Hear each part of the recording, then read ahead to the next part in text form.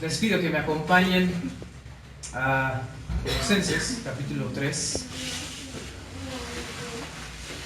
Colosenses capítulo 3, versículos 22 hasta el capítulo 4, versículo 1. Ya estamos en la recta final de esta serie, la carta de los Colosenses. Me parece que esta última sección es muy práctica. Ya hemos establecido la base, o al menos Pablo eso es lo que trata de hacer en los primeros dos capítulos, enfatizando el tema, ¿no?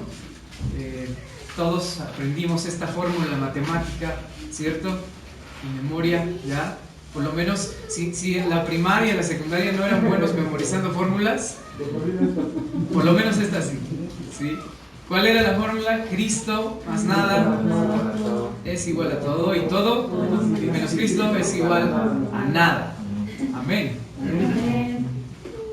Habiendo dicho eso, entonces vamos a entrar a la parte práctica de esta carta, ¿sí?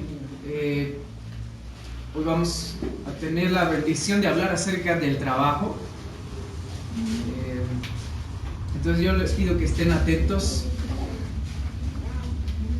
Colosenses 3, ¿verdad? 22 dice así: siervos, obedeced en todo a vuestros amos en la tierra, no para ser vistos como los que quieren agradar a los hombres, sino con sinceridad de corazón, temiendo al Señor. Y todo lo que hagáis, hacedlo de corazón como para el Señor y no para los hombres, sabiendo que del Señor recibiréis la recompensa de la herencia. Es a Cristo el Señor a quien servís, porque el que procede con injusticia, o en lenguaje de Daniel, el que quiere hacerse el vivo, sufrirá las consecuencias del mal que ha cometido. Y eso, dice Dios, sin acepción de personas. Capítulo 4, versículo 1: amos, tratad con justicia y equidad a vuestros siervos, sabiendo que vosotros también tenéis en el Señor, en el cielo. Alrededor del siglo XVI se produjo un cambio, ¿sí?, significativo. Quizás no somos buenos en historia, pero esto es importante. En el siglo XVI se produjo un cambio significativo en el arte de la pintura,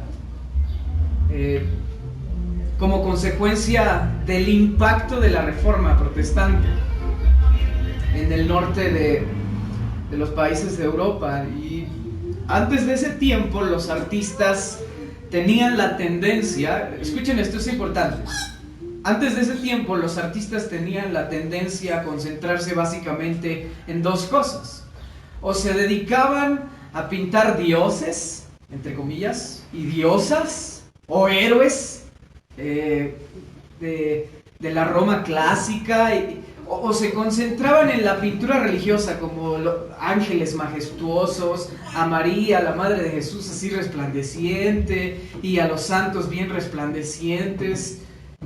Y una particularidad que tenía esta pintura religiosa era que las personas no parecían reales.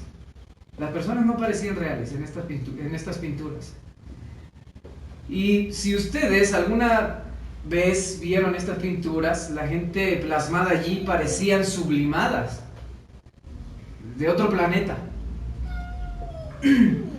Pero entonces llegó la escuela holandesa del siglo XVI, que fue impactada por la Reforma, con pintores como Rembrandt, Vermeer, entre otros, que fueron profundamente influenciados por ese movimiento de la Reforma, los cuales comenzaron a plasmar en sus pinturas a personas ordinarias, dedicadas a labores ordinarias, como el lechero, como un herrero, como un pescador, un carnicero. Y empezamos a ver la diferencia. Y pienso mucho en Rembrandt, porque hace unos días estaba viendo algunos de sus cuadros por internet, obviamente. Y hay uno sobre la crucifixión, muy interesante. uno de la crucifixión de Jesús. Y si miran ese cuadro, ustedes pueden buscarlo en Google, la crucifixión de Jesús, Rembrandt.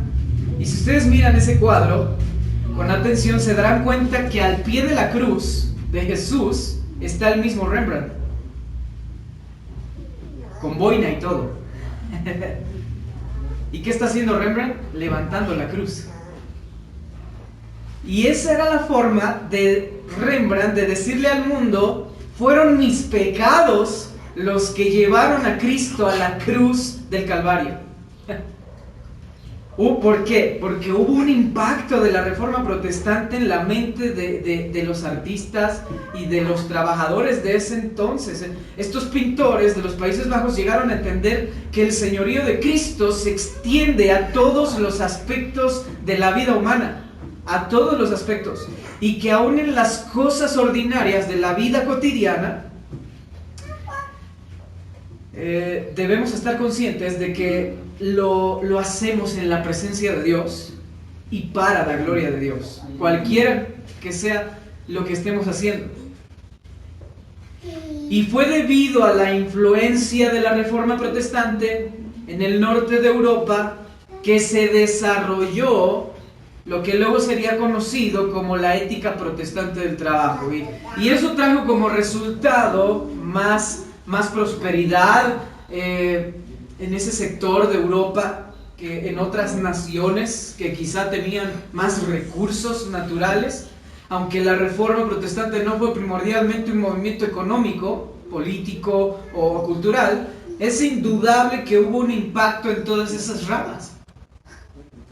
El Evangelio trajo consigo el cambio al proveerle a estas naciones una visión de la vida centrada en la palabra de Dios y en la persona de nuestro Señor Jesucristo. Ahora bien, esos reformadores del siglo XVI no se inventaron esa cosmovisión. Yo no comencé esto para ensalzar a los reformadores, no, definitivamente no, ni ensalzar a Rembrandt.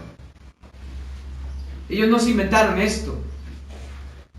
Ellos simplemente lo descubrieron en la palabra de Dios. Y por eso ese cambio de mentalidad. Es decir, que esa forma de pensar fue provista por el mismo Dios en su palabra, en textos como los que vamos a estudiar en la mañana de hoy, en la carta a los Colosenses. La teología medieval se había encargado en ese entonces de hacer una separación abismal entre lo sagrado y lo secular, llevando a muchos a pensar que solamente los servidores directos de la iglesia, en ese entonces los sacerdotes, los monjes y las monjas, los obispos, solo ellos podían vivir para la gloria de Dios, se pensaba. Pero, ¿qué hay de todos los demás creyentes ordinarios que día tras día desempeñan un montón de tareas ordinarias, como ser promotores, como ser choferes, como ser taxistas, como ser albañiles, como ser lo que ustedes quieran, como ser arquitectos, doctores, un montón de profesiones? ¿Qué hay de todas esas personas que no se dedican a servir en la iglesia? Que se dedican a hacer tareas ordinarias, pero que de alguna manera son tareas indispensables para el buen funcionamiento de la sociedad humana. Mis hermanos, piensen por un momento, ¿qué pasaría mañana si de repente todos los mexicanos decidieran no trabajar? ¿Qué pasaría? Y me refiero a todos, desde el presidente de la República Mexicana hasta el que recoge la basura. ¿Saben lo que pasaría? Nuestra sociedad, como la conocemos hoy, colapsaría, se caería a pedazos, un caos. El trabajo es imprescindible. Escuchen eso. El trabajo es imprescindible y todos los trabajos, doctores, abogados, plomeros, ingenieros, electricistas, arquitectos, hasta las amas de casa, maestros, herreros y un gran etcétera. ¿Cuál debe ser entonces el incentivo que lleva a estas personas a levantarse cada día de cada semana para involucrarse en sus trabajos? Bueno, yo quiero contestar esa pregunta a la luz de este pasaje en Colosenses que leímos al principio. En este pasaje, Pablo aborda el tema de la esclavitud, de los siervos en ese entonces, y el tipo de relación que debían tener los amos también, y los esclavos entre sí, y que se habían convertido al cristianismo. Gracias por el agua. De paso. En la época del apóstol Pablo, literalmente millones de personas servían como esclavos en el Imperio Romano y hacían todo tipo de labores, desde limpiar una casa hasta ser maestros y tutores, incluso ser responsables de la administración de grandes propiedades, de grandes haciendas. En ese entonces había esclavos incluso que eran más cultos que los amos. Y aunque no todos los romanos eran crueles con sus esclavos, en sentido general estas personas eran tratadas simplemente como instrumentos de trabajo. Ellos no tenían otro valor más que ese. Un poco superior a los animales, por lo menos, porque las vacas no hablan y el hombre sí. Y había muchos amos que sí trataban a sus esclavos como animales, de verdad. Lo que nos debe llevar a preguntarnos, ¿por qué los autores del Nuevo Testamento no condenaron abiertamente la esclavitud? ¿Se han preguntado eso? ¿Por qué no la condenan abiertamente? ¿Por qué no pidieron, por ejemplo Pablo, por qué no le pidió a los amos que liberara de inmediato a los esclavos? No vemos algo así. Básicamente por dos razones. Número uno, porque la esclavitud no podía abolirse de un día para otro sin provocar un caos en el imperio. Y en esa época había más esclavos que gente libre. Dice un autor, John Stott, hubiese sido imposible abolir la esclavitud de un solo golpe sin la desintegración completa de la sociedad. Si los cristianos hubiesen liberado a los esclavos, hubiesen condenado a la mayoría de ellos al desempleo y a las penurias, a vivir miserablemente. Ellos tenían que comer, ¿cierto? La segunda razón es que la iglesia cristiana no estaba llamada a producir cambios en la sociedad, no estaba llamada a producir cambios en la sociedad, transformando el sistema político o económico, sino más bien transformando al hombre dentro del sistema. ¿Qué hizo el cristianismo a favor de los esclavos? Establecer los principios que eventualmente provocarían la abolición de la esclavitud, por supuesto. Ahora noten algo interesante en este mismo pasaje que acabamos de leer. En los días de Pablo a nadie se le hubiera ocurrido dirigirse a los esclavos en un documento público, como Pablo lo está haciendo en esta carta. Porque era sin ningún tipo, o sea, los esclavos no tenían derechos. Pero Pablo se dirige a ellos como personas que tenían una responsabilidad ética y moral como parte integral de la familia de la fe. Y como veremos en un momento, Pablo coloca a los esclavos en el mismo nivel de igualdad que los amos en lo que respecta a nuestra relación con Dios. Las diferencias entre unos y otros eran circunstanciales, eran temporales, pero ningún ser humano es superior a otro delante de Dios. Eso es importante. Ningún ser humano es superior a otro delante de Dios, ni entre hombres ni mujeres. Tenemos responsabilidades, roles diferentes, ¿sí? Pero delante de Dios somos iguales. Y ese pensamiento no es extraordinario hoy en día. En la época del apóstol Pablo, lo que él escribió y que acabamos de leer tiene que haber sido chocante. Era algo revolucionario. El cristianismo implantó una nueva forma de pensar, una nueva perspectiva de la vida. Y esa cosmovisión poco a poco empezó a permear a la sociedad en la misma medida en que los individuos comenzaron a ser transformados por el mensaje del Evangelio. Y aunque nosotros ya no tenemos esclavos, aparentemente, Porque a veces los papás tratan a los hijos como esclavos. Bueno, por lo menos no como en esos días. Los principios que podemos derivar de este pasaje se aplican perfectamente a la vida laboral. Ya sea que seas un empleado o que seas empleador o jefe,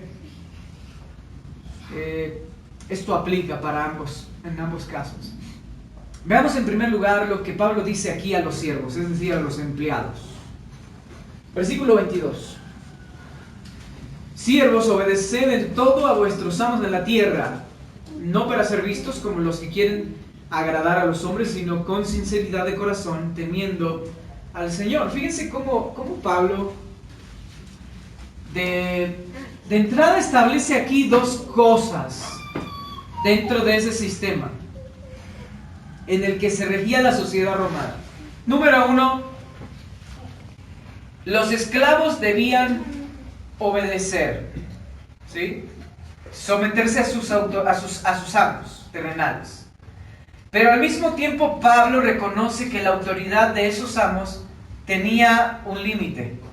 Es decir, que esos amos poseían autoridad sobre sus siervos, pero solo en las cosas que concernían a esta vida presente. Por ejemplo, ningún amo podía pedirle a sus siervos que se convirtiera al cristianismo o que adorara al único Dios verdadero. Solo eran amos terrenales, porque los cristianos tienen otro amo que está en los cielos, un amo que debe regir toda nuestra vida. Mis hermanos, nosotros somos libres en Cristo, aunque esa libertad no puede ser usada como excusa para violentar las líneas de autoridad que rigen nuestra sociedad, y eso incluye a tu jefe o a tu jefa.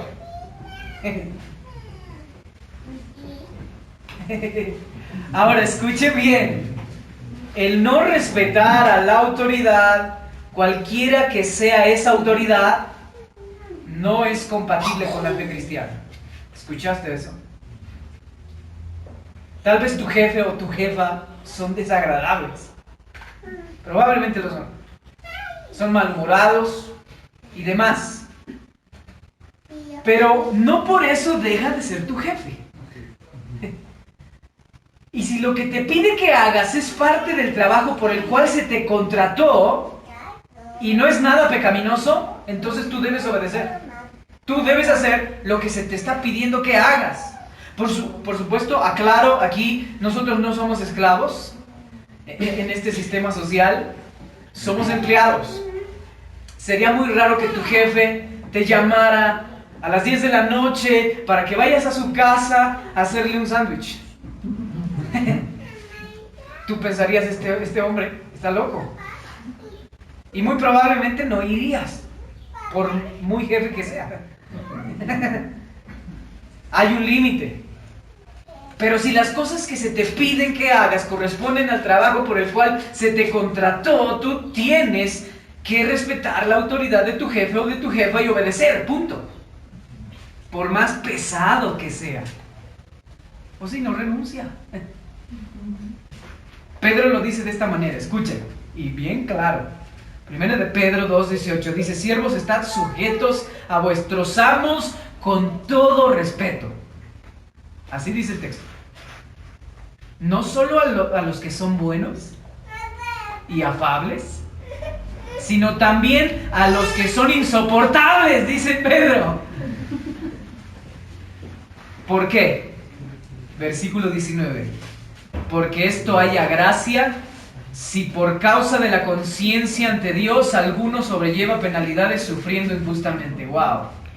Y luego dice: pues qué mérito hay si cuando pecáis son tratados con severidad, los soportáis con paciencia. Pero si cuando hacen lo bueno sufrís por ello y lo soportan con paciencia, esto haya gracia con Dios, porque para este propósito habéis sido llamados. ¿Escucharon eso? Pedro dice que para esto nos llamó Dios. ¿Para qué? Pues también Cristo sufrió por vosotros, dice Pedro, dejándonos ejemplo para que sigamos sus pisadas. ¿Pueden ver la conexión aquí? Nosotros somos cristianos, ¿cierto? Amén. Seguidores de Cristo. O sea, ese Cristo, a pesar de que era Dios, respetó las líneas de autoridad de la sociedad en la que vivió. ¿Qué dijo él? Al César lo que es del César y a Dios lo que es de Dios. Es decir, paguen sus impuestos. A eso se refería. No hay nada detrás. Él le estaba diciendo a los judíos, ustedes tienen que pagar sus impuestos. Cristo respetó las líneas de autoridad impuestas por la sociedad. Y Pedro nos dice aquí, si eres cristiano, debes seguir las mismas pisadas de Jesús. Pero no solo es importante que hagas lo que se te pide. Si hasta este punto del mensaje piensas que es fuerte eso, todavía falta otra cosa más fuerte. No solamente se te está pidiendo en las Escrituras, no Daniel te lo está pidiendo, no, Dios te lo está pidiendo, Dios que reveló la Biblia, te está pidiendo que obedezcas a tus autoridades, a tus jefes. Él también te está pidiendo, en segundo lugar, que el Dios que te salvó, que hagas lo que se te pide, pero que lo hagas con una buena disposición. Para Dios no solamente es importante el qué, para Dios también es importante el cómo. ¿Y cómo lo haces? ¿Qué dice el texto? Versículo 22 y 23 otra vez.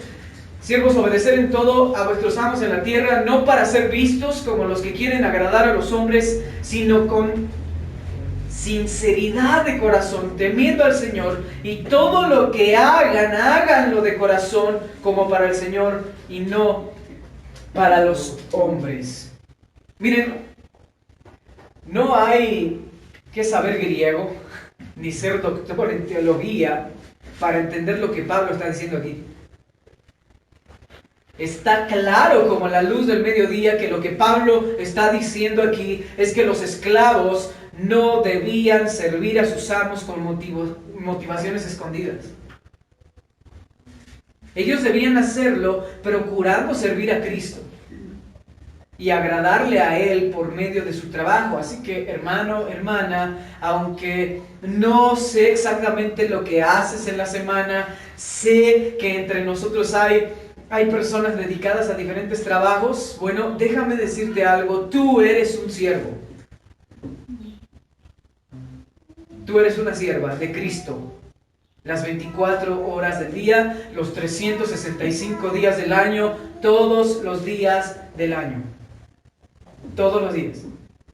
Cada cosa que haces en el mundo laboral, debes hacerla para Él, con el propósito de que su nombre sea glorificado, no importa lo que estés haciendo. Así que si eres diligente en tu trabajo y haces las cosas bien, es muy probable que ganes la confianza de tus jefes, es probable que hasta seas promovido. Y óyeme bien, no es pecaminoso desear prosperar. Eso es importante. No es pecaminoso desear prosperar, avanzar.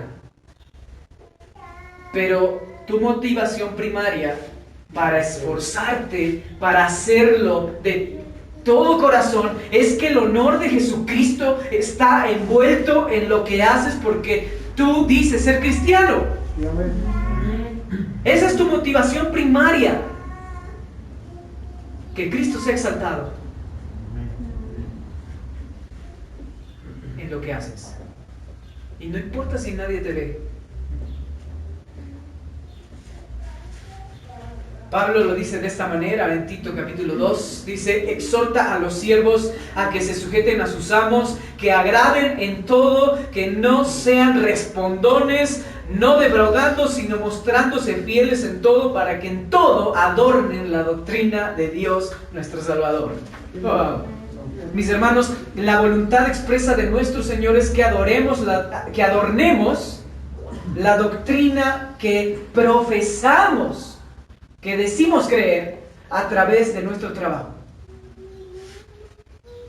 Con un trabajo de calidad, no un trabajo mediocre. En Efesios capítulo 6, un pasaje paralelo a este, Pablo dice que no trabajen para ser vistos como los que quieren agradar a los hombres, sino como siervos de Cristo, haciendo de corazón la voluntad de Dios, sirviendo de buena voluntad, de buena manera, como al Señor y no a los hombres. El que trabaja con una buena motivación, con una motivación correcta, va a rendir lo mismo cuando el jefe está o no está. Porque entiende que vive delante de Dios, su jefe primario. Porque entiende que vive delante de Dios, delante de Cristo, y por lo tanto hace las cosas para Cristo, vive para su gloria y no para agradar a los hombres y recibir una promoción. Mi amado hermano, no importa qué tan pequeña sea una labor o qué valor le asignen los hombres, todo lo que hagamos debemos hacerlo de corazón. Debemos hacerlo con todo empeño, con el empeño de agradar a Cristo. Algunas personas, lamentablemente, hasta los cristianos, parece que tienen la teología del negrito del batey. ¿Alguna vez han escuchado esa canción? Hay una canción que se llama El negrito del batey, que dice que el trabajo es un castigo para el hombre, que el trabajo es el enemigo del hombre. Es una teología atractiva, pero no es bíblica. La teología bíblica dice que Dios hizo el trabajo cuando el hombre todavía no había pecado. Desde el momento en que Dios crea a Adán, en Génesis capítulo 1, versículo 26 al 28, dice que Dios le dice al hombre: tú tienes una tarea que hacer. Tienes que sacar de la tierra todo el potencial que yo he puesto en ella. Y luego Dios dice en Génesis capítulo 2, versículo 15, que Dios colocó a Adán en el huerto del Edén antes del pecado. ¿Para qué? Para que lo cultivara y lo cuidara. Yo dije antes, si nosotros dejamos de hacer lo que tenemos que hacer, la sociedad como la conocemos colapsaría. Dios quiere que el mundo funcione de cierta manera, y para que eso pase, tiene que haber un montón de personas haciendo distintas tareas. ¿Has pensado en eso? Imagínate que todos fueran abogados,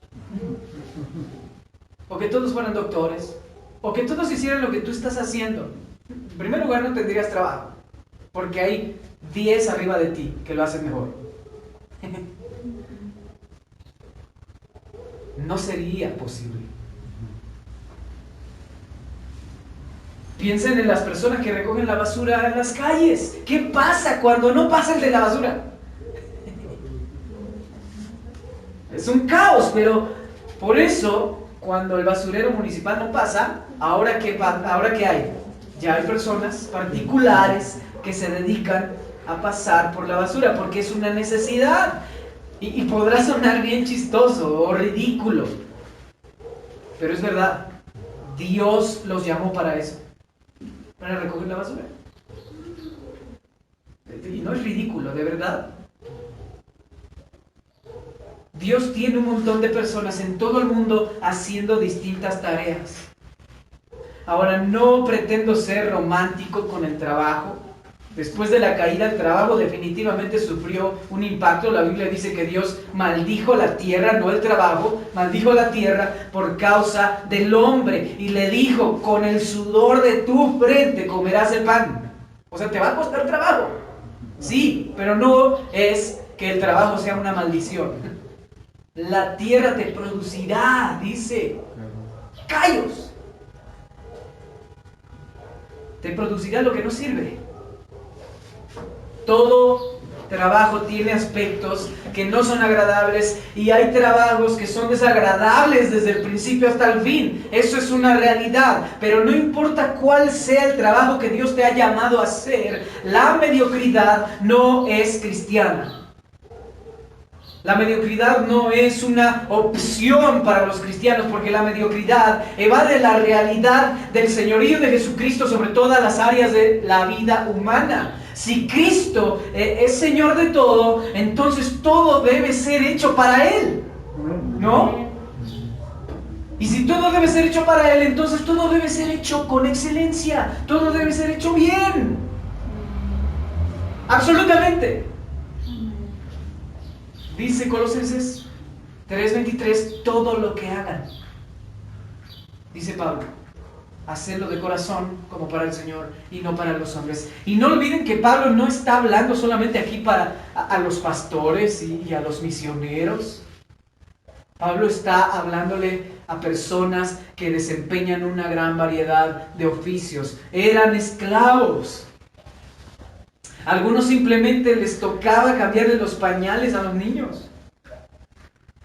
Eran esclavos y hacían lo que se les pedía. Pablo está diciendo que no importa lo que hagan, desde limpiar una casa hasta salvar la vida de una persona, hazlo de corazón y pon todo tu empeño en eso. Hazlo bien, dice Pablo, porque la gloria de Cristo está envuelta en lo que haces. Y no solamente la gloria de Cristo, también su deleite. Todo debes hacerlo, dice Pablo, para su gloria y para su agrado. Sin quejas, ni murmuraciones, con entusiasmo porque es a Cristo a quien sirves. Amén. Pablo dice en Efesios capítulo 6, versículo 7, servir de buena voluntad como para el Señor y no a los hombres. Esa es nuestra verdadera libertad. No hacemos las cosas para los hombres o por temor a los hombres. No. No esperamos algún tipo de recompensa o halago. Porque el que trabaja motivado por esas cosas en realidad es un esclavo. Su alma está esclavizada a la opinión de las personas o a la ambición terrenal. Eso no puede ser tu preocupación. Cristo dice en Colosenses capítulo 3, en Mateo, buscad el reino de Dios y su justicia y todas las cosas les serán añadidas, ¿cierto? 6:33. Tu pensamiento debe ser: yo quiero que mi Señor Jesucristo apruebe mi labor y se goce en lo que hago, y que cuando mi jefe y compañeros vean mi desempeño, ellos puedan percibir que vivo delante de Cristo y para Cristo. Es por eso que yo me esfuerzo, dice Pablo, ¿no? Hechos 24:16, para alcanzar la excelencia en todo. Por supuesto, de más está decir que no es fácil mantener esa perspectiva de la vida, sobre todo porque no todos los trabajos son emocionantes. Hay trabajos que son rutinarios y aburridos. Esa es la verdad. Hay trabajos que son desagradables. Hay personas que trabajan limpiando alcantarillas. Y los olores que desprenden de allí son insoportables. De verdad lo son. Y eso no es emocionante, ¿o sí? Lo que es emocionante es vivir para Cristo. Amén. Aunque me toque limpiar alcantarillas. Eso es lo que hace toda la diferencia. Por eso Pablo aquí incluye un incentivo, y a todos nos gustan los incentivos, ¿verdad? En el trabajo, cuando se te contrata, hay una cláusula, ¿no? Donde dice todos los beneficios que vas a recibir. Seguro social, prestación, las prestaciones de ley, ¿no? Ahí dice, wow, sí, pues, con tal de recibir esos beneficios, pues le entro. Hay un incentivo. A todos nos gustan los incentivos. Y así como los trabajos hay incentivos, también el cristianismo tiene incentivos. Así que déjenme decirle cuáles son. Versículo 24. Sabiendo que del Señor, ¿qué? recibirán la recompensa de la herencia, porque es a Cristo el Señor a quien sirve. Amén.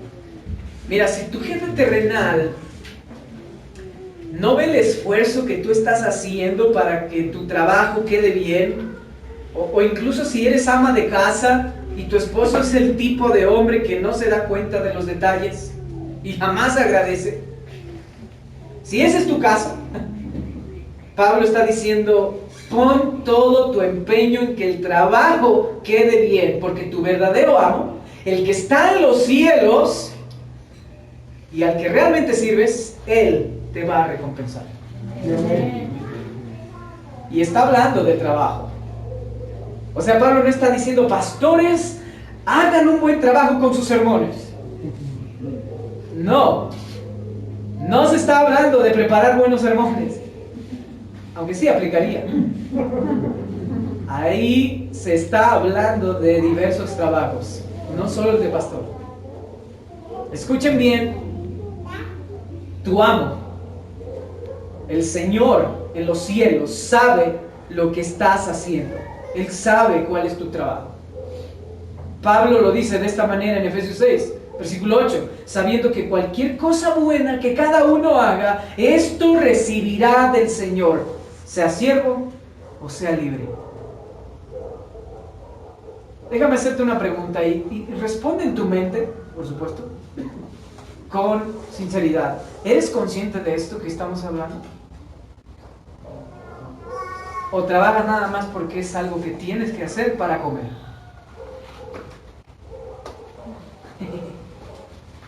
Porque no nos queda de otra, ¿no? En la mañana estábamos haciendo un chiste. Nos encanta decir eso. Pues aquí nomás, pues trabajar, no nos queda de otra, ¿verdad? Nos encanta decir eso.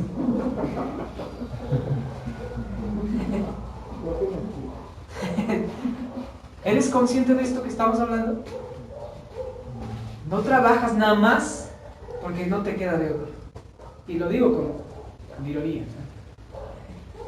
Imagínate, ahí está tu jefe y te pide que hagas algo y te esforzaste en eso, vas a tu jefe y le dices que has terminado el trabajo y tu jefe no te dice nada por lo que hiciste. Ni lo revisa, ni lo supervisa. ¿Eres consciente tú de que al haber hecho eso con excelencia, Cristo te va a recompensar? Aunque no recibas ni el saludo de tu jefe. Porque eso hace la diferencia en la vida de una persona. Mi oración, mis hermanos, es que el Espíritu Santo aplique este mensaje en sus corazones. Porque es sumamente importante. Ustedes no trabajan nada más porque sí. Ustedes trabajan para Cristo. Amén. Y mira, los jefes pueden recompensar con cosas temporales. Los buenos jefes, hay buenos jefes, ¿sí? Pero la recompensa de Cristo es mucho más grande y es eterna. Hay jefes que en ocasiones sí se toman el tiempo para reconocer lo que hiciste aquí y allá. Y en ocasiones definitivamente hay cosas que los jefes no pueden reconocer, no pueden ver. No pueden ver tu motivación. No pueden ver el trabajo que te costó hacerlo realmente, pero Cristo sí lo ve. Él incluso ve la lucha que tuviste en tu interior, en tu carne. Porque cuando te pidieron hacer aquello, cualquier cosa, en tu interior no querías hacerlo. Pero venciste la indisposición y lo hiciste con una buena disposición. Eso Cristo lo ve. Y las madres, déjenme decirles algo, esto las incluye a ustedes también. Sobre todo aquellas madres que están criando o que en algún momento criaron a sus bebés. Dios no está esperando que ustedes digan: ¡wow! ¡Qué bueno que mi hijo se levantó a las 3 de la mañana! Yo tenía muchas ganas de escucharlo llorar. Dios no está esperando eso. Obviamente que no. Pero Dios ve a esa madre y a ese padre que dicen: Señor, es para ti, es para ti, es para tu gloria. a las 3 de la mañana. Él ve eso. Y cuando Él te recompense, va a tomar todo eso en cuenta. Eso es glorioso. Eso es glorioso. Y vuelvo y repito, esto es importante. Pablo no está hablando aquí a pastores y a misioneros. Todo lo que hagas para Cristo, todo tendrá una recompensa. Por eso hazlo bien. Hazlo de corazón. Con todo tu empeño, porque Él será tu juez en aquel día. Nadie más. Aquí en la tierra pueden opinar mucha gente, pero ¿qué importa? Pero Él va a ser tu juez. Y Él sí tiene derecho a opinar. Ahora eso implica también una advertencia, versículo 25. Ya vimos los incentivos, la advertencia. Dice, porque el que procede con injusticia sufrirá las consecuencias del mal que ha cometido. Y eso sin acepción de personas. Estamos en Colosenses 3. Y yo me estuve preguntando por qué Pablo incluyó esta nota allí. Bueno, no olviden que cuando Pablo estaba en la cárcel en Roma, Pablo conoció a un esclavo llamado Onésimo. Y Onésimo era esclavo de Filemón, al que está dirigida la carta de Filemón. ¿Sí? Escuchen esto con atención. Voy a repetir, a lo mejor se me perdieron. Pablo, cuando estaba en la cárcel en Roma, conoció a un esclavo llamado Onésimo. Onésimo era esclavo de Filemón. Filemón al que está dirigida la carta de Filemón. ¿Sí? ¿Y saben de dónde era Filemón? De la iglesia de Colosas.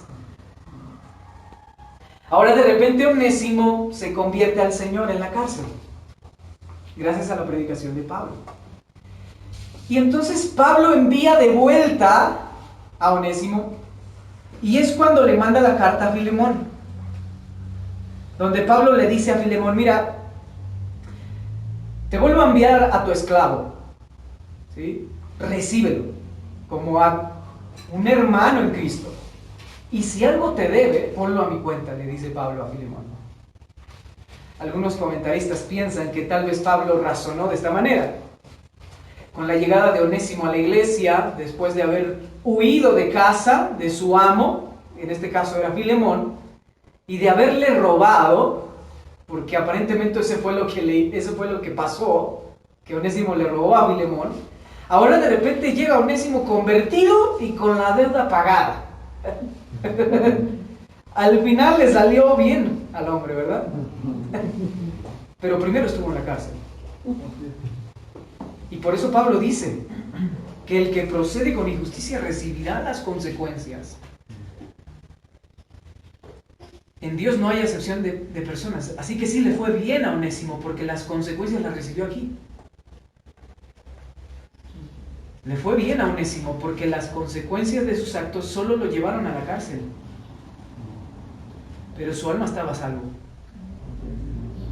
He ahí entonces lo que Pablo le dice a los siervos. Veamos ahora más brevemente lo que le dice a los amos. Capítulo 4, versículo 1. Amos, tratad con justicia y equidad a vuestros siervos, sabiendo que vosotros también tienen un jefe de jefes.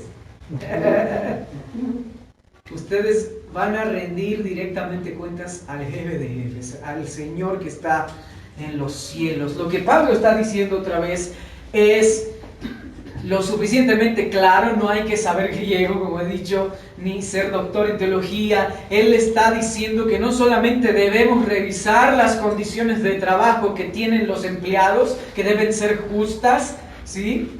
También apunta a los empleadores. Efesios capítulo 6 también tiene un paralelo. Versículo 9 dice, y a vosotros, amos, a los jefes, haced lo mismo con ellos y dejadse de amenazas, dice Pablo, sabiendo que el Señor de ellos y de vosotros está en los cielos y que para Él no hay excepción de personas. Un jefe cristiano no tiene que ser débil en el ejercicio de su autoridad, ¿sí? Por el hecho de ser cristiano. pero debe ejercer esa autoridad como Cristo lo habría hecho de haber estado en su lugar. ¿Sí me explico? O sea, un jefe cristiano no debe hacerse de la vista gorda cuando un empleado no está haciendo su trabajo. Por muy cristiano que sea, tiene que reprenderlo. Tiene que decirle que se ponga las pilas, ¿no? Pero tiene que ejercer esa autoridad con humildad, como Cristo lo hizo. En otras palabras, sus empleados deben percibir, ¿sí?, en esos jefes su bondad, su trato respetuoso, su interés genuino por el bienestar de ellos.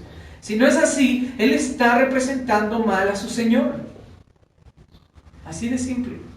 Así como el empleado cristiano trabaja para Cristo, para la gloria de Cristo, para el deleite de Cristo, así también el jefe cristiano tiene que ejercer su autoridad para la gloria y deleite de Cristo. Mi hermano, mi hermana, cuando te levantas en la mañana y cuando te levantes en la mañana y vayas al trabajo y te dirijas a tus empleados, no olvides que tú también eres un empleado. ¿Sí? Un empleado del Rey de los cielos que te empleó para vivir para su gloria, y por lo tanto debes tener mucho cuidado con la manera como ejerces la autoridad. Y aclaro aquí, quizá muchos de ustedes dicen, bueno, yo no soy empleador, no soy jefe, pero quizá tienes personas a tu cargo, gente que a lo mejor se está capacitando contigo. De alguna manera tienes gente a la que de alguna manera estás por encima, quizá. ¿Sí? Entonces para todos ustedes va eso. Se te ha confiado una mayordomía. Eres un empleado y le vas a dar cuentas a tu jefe en los cielos. En el día del juicio los amos serán tratados iguales junto a los esclavos. No serán tratados con mayor benevolencia. Los ricos no serán tratados diferentes a los pobres. Los dueños de empresas no serán tratados diferentes a sus empleados. Dios no hace acepción de personas. Esto es importante que ustedes lo conozcan. No para decir, ándale, a mi jefe se va a ir al infierno. No, debes orar por tu jefe. Porque quizá él está haciendo todo esto. Debes orar para que Dios tenga misericordia de él o de ella. A Dios no le impresionan los títulos académicos, ya lo sabemos eso muy bien. A Dios no le impresiona tu cuenta bancaria, no le impresiona si tienes 2 casas. A Dios no le impresiona ni siquiera la marca de ropa que usas. Dios no se impresiona por esas boberías. El día que nos toque presentarnos delante de Dios, nuestro estatus social no va a contar. Allí no serás don Filemón, no serás don Luis, don Arturo, doña Yes.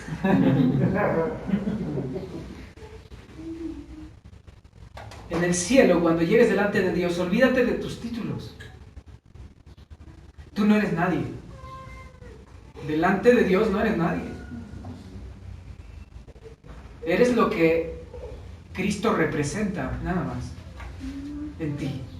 Él no hace acepción de personas. Así que si abusas de los que están abajo de ti y no haces todo lo que está a tu alcance para beneficiarles dentro de lo que es justo y recto, dice Pablo, tú vas a dar cuentas al Señor. Y si eres cristiano, debes entender que Dios te ha puesto en donde estás para que muestres a través de tu posición el carácter de tu Señor, de modo que algunos de tus empleados aún puedan ser salvos.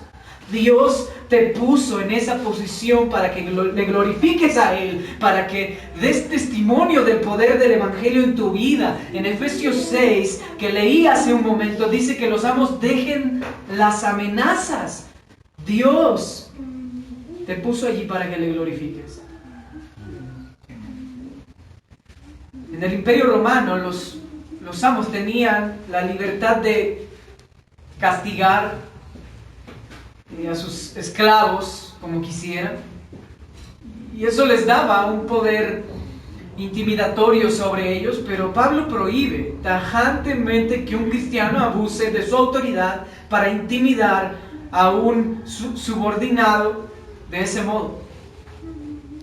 Ahora, en un momento dado puede surgir la necesidad de corregir, de arrojar algún tipo de advertencia a un empleado, incluso darle su liquidación y despedirlo, si es un irresponsable, aunque sea un cristiano. Y a veces hay creyentes que creen que porque tienen el nombre de cristiano tienen un pasaporte diplomático, ¿sí? Si tú eres un empleado cristiano y trabajas en una empresa, pero por irresponsable te despiden, ni modo, bien merecido, fuiste un irresponsable.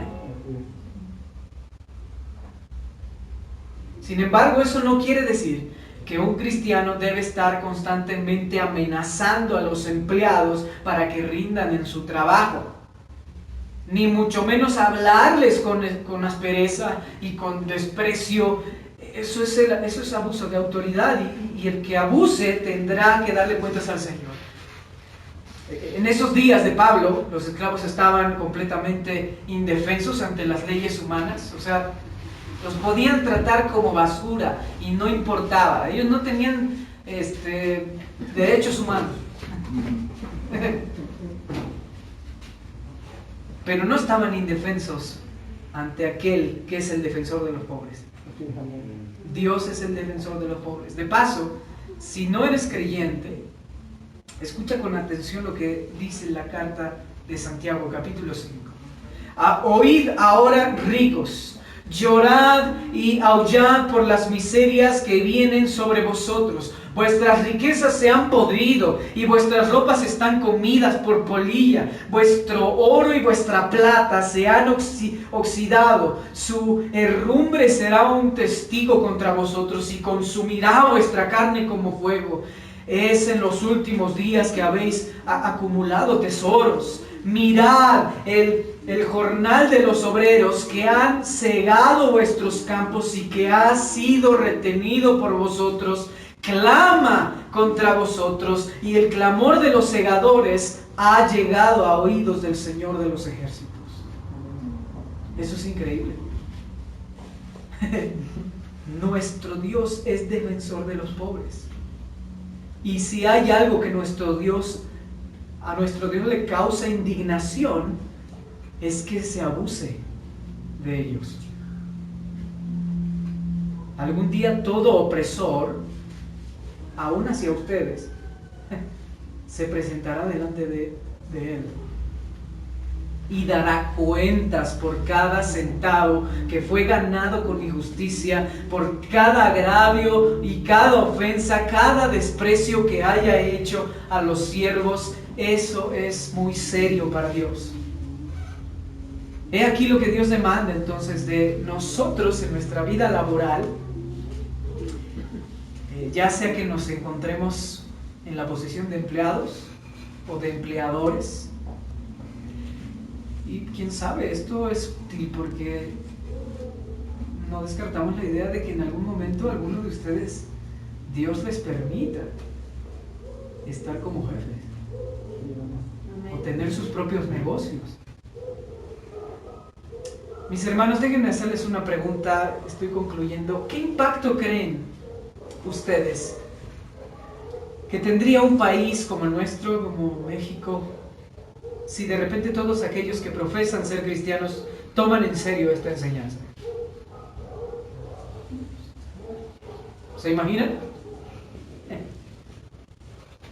¿Se imaginan que los mexicanos creyentes pusieran todo su empeño en hacer las cosas con excelencia solo por el hecho de que lo están haciendo para Dios? Y doy gracias a Dios porque sé que sí hay cristianos que trabajan como lo que son. Sé que los hay. Y entre nosotros. Doy gracias a Dios por eso. Gloria a Dios por eso. Pero ¿qué sucedería si la gran mayoría entendiera y aplicara estos principios en su trabajo, sin importar cuál sea? Miren, yo creo que muchas personas allá afuera tomarían el cristianismo más en serio. De verdad que lo harían. Pero no solamente eso, creo que produciría un gran impacto social y económico, como sucedió en el siglo XVI, en el tiempo de la Reforma.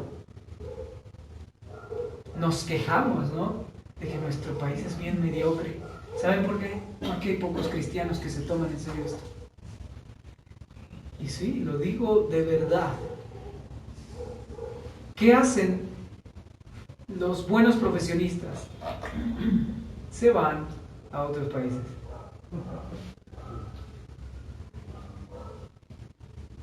Pero también eso creo que está mal, porque no entienden este principio. ¿Por qué se van? Oh, porque quiero prosperar. Y no está mal si Dios abre las puertas y te llama a irte a otro país. Es buenísimo, buenísimo. Pero la motivación primaria es porque, yo estoy progresando, yo estoy perseverando, yo estoy creciendo laboralmente porque lo estoy haciendo para la gloria del Señor. Porque estoy trabajando delante de Dios. Hermanos, todos nosotros estamos llamados a evaluar seriamente nuestra vida laboral a la luz de las cosas que hemos escuchado hoy. Yo soy el tipo, pregúntense, ¿yo soy el tipo de empleado que Pablo está describiendo aquí? ¿Soy el tipo de jefe que Pablo está describiendo aquí? ¿Pongo empeño en todo lo que hago porque lo hago para Cristo? ¿En mi casa? ¿Ya sea en mi escuela, jóvenes? ¿En el trabajo? ¿O me estoy dejando arropar por la mediocridad y lo hago porque no me queda de otra? Miren, no es mi intención que ahora ustedes salgan de aquí derrotados. No es mi intención que ustedes salgan y digan, miserable de mí, soy culpable. Si te sientes culpable, me da gusto.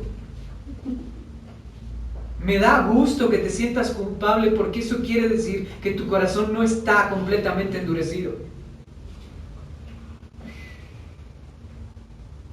Pero la culpa fue dada únicamente para llevarnos a Cristo. Amén. En arrepentimiento y fe. Mi intención no es aplastarte con el peso de la culpa, pero tú debes sentir culpa porque ninguno de nosotros somos íntegros en lo que hacemos. Aquí nadie me va a decir o se va a dar golpes de pecho de que cada mañana amanecen con un gran entusiasmo de trabajar. Y por lo tanto, ¿qué es lo que necesitas? Tú necesitas arrepentirte delante de Dios y ir a Cristo y decirle, te necesito para ser el empleado que debo ser. Te necesito para ser el jefe que debo ser. O vas por la vida diciendo, yo las puedo de todas.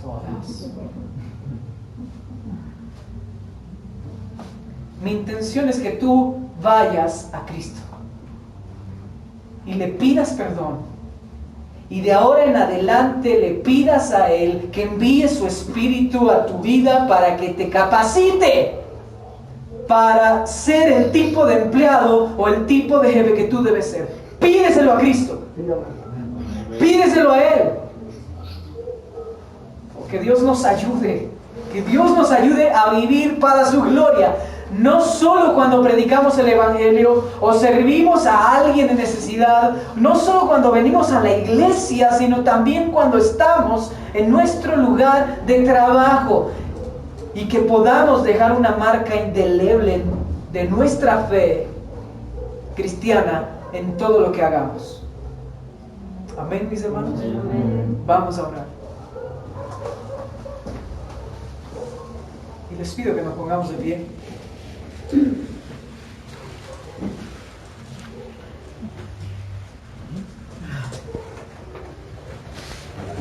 Oh, Cristo, cuánto te necesitamos.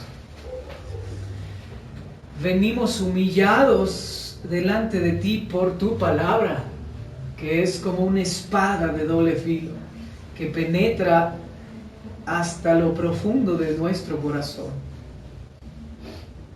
Sabemos que no hemos sido el tipo de empleados que deberíamos ser. No hemos sido el tipo de jefe que deberíamos ser. Pero te imploramos esta mañana, Señor, que tú envíes a tu Espíritu y nos capacites para hacer el trabajo de corazón con todo empeño, en primer lugar, para que tú, Señor, brilles, para que tú, Señor, seas exaltado. Oh bendito Señor. Y si es tu voluntad y nos permites prosperar, Señor, estaremos agradecidos de la misma manera como lo estamos hoy, con el trabajo que tenemos, con las responsabilidades que tenemos. Señor, no importa cuál sea, Señor, la labor que estemos desempeñando, gracias porque la tenemos. Gracias porque podemos brillar, Señor, en la esfera en la que nos permites estar. Es una oportunidad que nos das para mostrar el poder de tu Evangelio, para mostrar el impacto que ha causado en nuestro corazón el hecho de que somos justos delante de ti, de que somos santos delante de ti gracias a la obra de nuestro Redentor, y por lo tanto no necesitamos la aprobación de nuestros jefes, no necesitamos, Señor, un incremento de sueldo, no necesitamos, Señor, la admiración de nuestros compañeros en el trabajo, porque ya hemos ganado más de lo que realmente necesitamos, y no por lo que hagamos, por lo que Cristo hizo en la cruz del Calvario. Nosotros tenemos lo que necesitan nuestros corazones. Amado Dios, yo te pido por mis hermanos aquí en este lugar y por aquellos que no nos acompañan, pero que, Señor, tienen diferentes responsabilidades en sus trabajos. Padre, que este mensaje pueda realmente penetrar en su corazón y puedan aplicarlo cada día, Señor, para que hagan un trabajo bien hecho y con excelencia, porque es a ti a quien sirven, el amo de amos, el jefe de jefes, el Señor de señores, el Rey de reyes, nuestro bendito Señor Jesucristo, en cuyo nombre oramos en esta mañana. Amén y amén. Amén.